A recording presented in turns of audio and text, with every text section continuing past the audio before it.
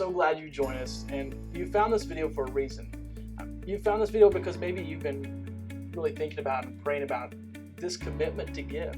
What does this mean? What does this look like?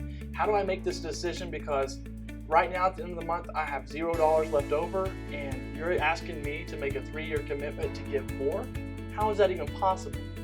Well, we hope that in these 6 steps in the next few minutes, we'll walk you through a process that might help you discover that giving potential. Yeah, I think we need that process, because I know for me it can be confusing at times, and I might be unaware of how to get to the steps that you want me to do. So you're wanting me to commit to 3 years financially to this Onward campaign, and I'm super excited about it.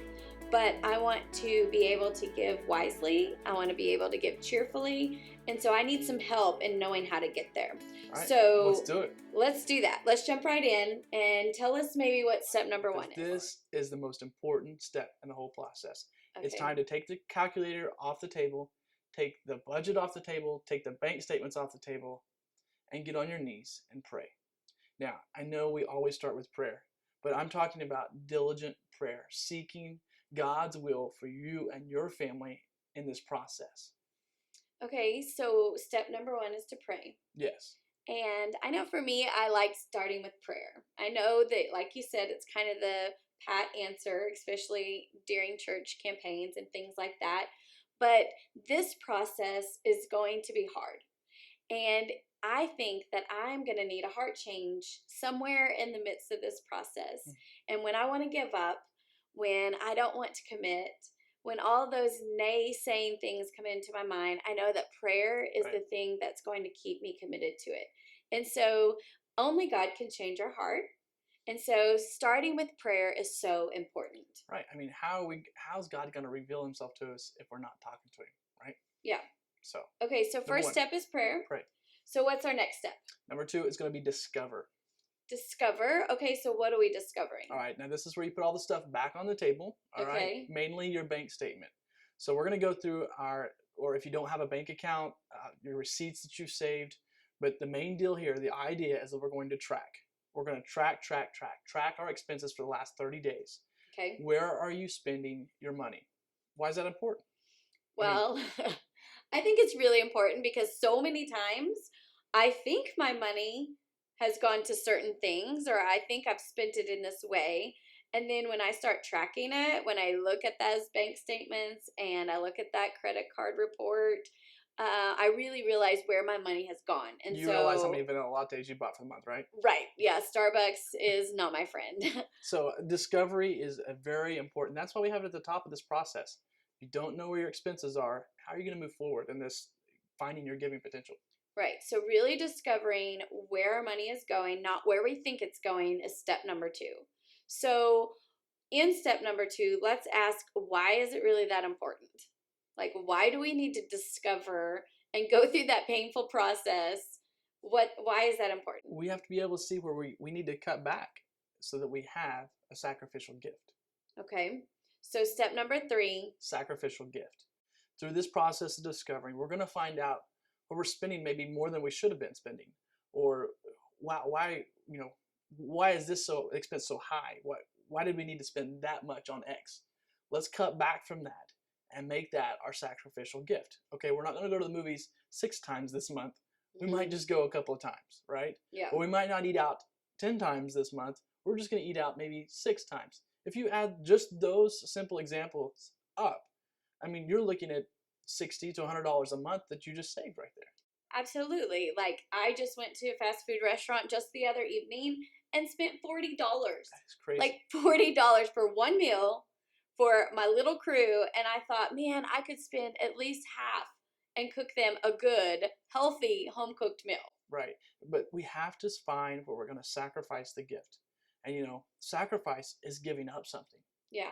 So money doesn't grow on trees. So we're going to have to find that excess through our discovery and find out where that sacrificial gift is going to come from.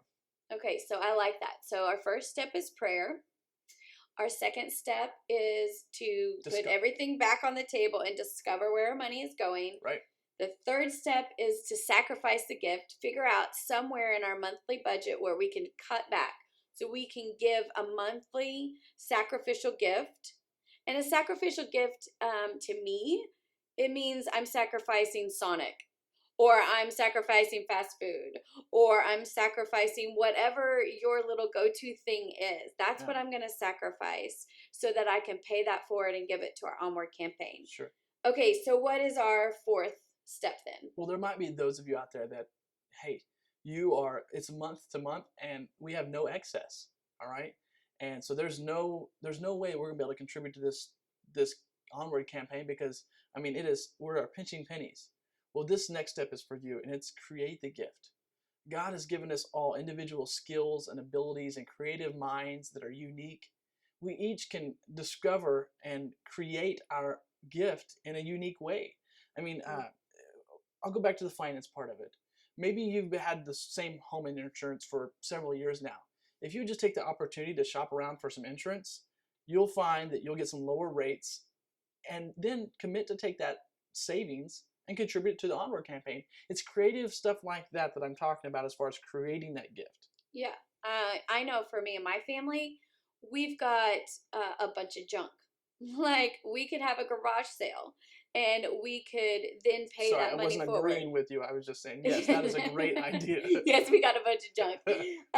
So the thing that I love about this step is that each of our families are so unique. Each of us have creative gifts and talents that God has given us and creative ways that He can allow us to pay the gift forward. And so I think this is exciting that each family is going to look different. Yeah, it's just finding that creative ability inside of all of us that we've been given to create that gift to give. Yep. And for me, that's get rid of some junk in my life. So that's good. Wade will be happy with that. Okay, so our next step after we create the gift is what? All right, this if you fail to plan, you plan to fail, right? Right. If you fail to plan, you plan to fail. Because if you don't have it on paper, on purpose, you're going to fail. Yeah. That's just it. If you have it up here, I mean, you have to have it on something, okay, on your computer, on paper, whatever, but you have to have this plan. You got to start with a plan, and that is whether you want to call it a budget, whether you want to call it a spending plan, that is taking your discovery process and turning that now into action. Yeah. So when you get paid, whether it's bi-weekly, once a month, once a week, it's when that income comes in, setting down that day or that night and zeroing out that budget. Every dollar has a place it's going to go to. Yes, I think that's important too. But I do want to say, Brady, that there's been many of times that I have created a budget, I've created this plan, and I've been gung-ho about it, and then all of a sudden I kind of fall off the bandwagon. So what do I do? It's never happened to me. No? No, I'm teasing. Well, it's going to happen to us all. Yeah. It's going to happen to us all. We're going to get discouraged, and it might even be 2 or 3 days in, and you've already gone over a budget. Things are going to happen. It's going to be unexpected. But you amend that budget, you get back on track, and you do it better the next time. Yeah, you just keep going. That's you right. keep trying, and each time you will get better and better. Right. I think the most important part is to zero out that budget so that every dollar has a purpose. Yeah, absolutely. Okay, so we have pray, discover, sacrifice the gift, create the gift, plan, and then what's our sixth step? This is the most exciting part because this is where we all come together as a church body. We've all made these sacrifices. We've all created these gifts. Now we come to bring it together to expand God's kingdom, and that's to commit the gift. Okay, so our sixth step is to actually just do it, right? Just to commit it and to realize that we're all in this together. Like, I'm not doing it by myself. I'm not doing it for myself. Right. But I'm committing it with my church family, those whom I love, and those who are to come after us, that we will know that our sacrifice was well worth it. And one day, God's going to reward us 10 times over. God's faithfulness endures forever. Absolutely. So I've got a few questions, though, because as we've been talking, this all sounds real simple and real easy, but there's 2 words that kind of seem to be oxymoron to me. So And it has to do around with this 3-year commitment that I'm trying to get my head That's a around. long time. And so you're asking us to commit for 3 years. Right. But this word sacrifice, like, how am I supposed to sacrifice for 3 years when, one, I don't know even what's going to happen in 3 years, or two, I can see that there are some things in the future that I want to do with my family, that I may need a car Right. in the future. So how Yeah. do I kind of join those two things together? Right. I think it's important for our church family to realize that we are entering into a 3-year capital campaign, but we are not entering into a 3-year do not live life campaign. Right? Yeah. We are not entering into a campaign that says thou shalt not take vacations, thou shalt not eat out at nice restaurants, Okay, good. thou shalt not take date nights, you should give all that money to the campaign. That's outside of what we're talking about here. And really it comes down to this is between you and God and your convictions. If that is your conviction that your family for the next 3 years will not have a vacation, that's your conviction. That's what God's laid on your heart. But that might not look like across the aisle the next family. Yeah. And I think it's important for us to all understand that what we're calling here to is that sacrificial gift. And we're not looking, it's not a comparison thing. It's a vertical thing. We're looking to God to reveal his will for us. Absolutely. And as we've kind of been through this process, and as we've made out this 6 steps to help all of us discover our giving potential, this verse has really stuck out to me, and it's 2 Corinthians 9:7.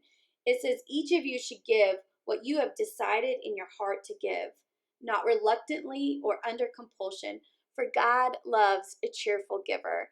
And I think the heart of what Brady and I want is to help you through this process to give cheerfully to the work that God has called us to. Because if we're not giving cheerfully, we're going to quit. That's right. It's a matter of the heart, as you mentioned earlier. And I think it's important to note that this is a process. Once you get to the commit, you need to continue in prayer. God, is this where my commitment needs to stay? Things might come up in your life where that commitment needs to scale back. Things might come up in your life where that commitment needs to scale up. But continue through that process. Continue through that discovery process. Where are we spending our money? What can we cut back on? Continue through that creative process. Continue through this. This is going to, could you imagine what it would look like for our church to go through this process over and over throughout the year, and where we might be as a church in 3 years? Yeah, I like that. I like the fact that it's kind of this cyclical. It's not just 6 steps and you're done. It's you start with prayer and you circle back around to prayer and you continue through this process over and over. That's right. And so we're glad you stopped by and joined us in this conversation about finding your giving potential, discovering that giving potential. And we want to thank you for taking these few minutes to sit down and join us in this conversation. And we're looking forward to seeing what God's going to do in the heart of our church. I wanted to also let you know about, we have a ministry in our church. I was broke, now I'm not. This is a financial coaching ministry.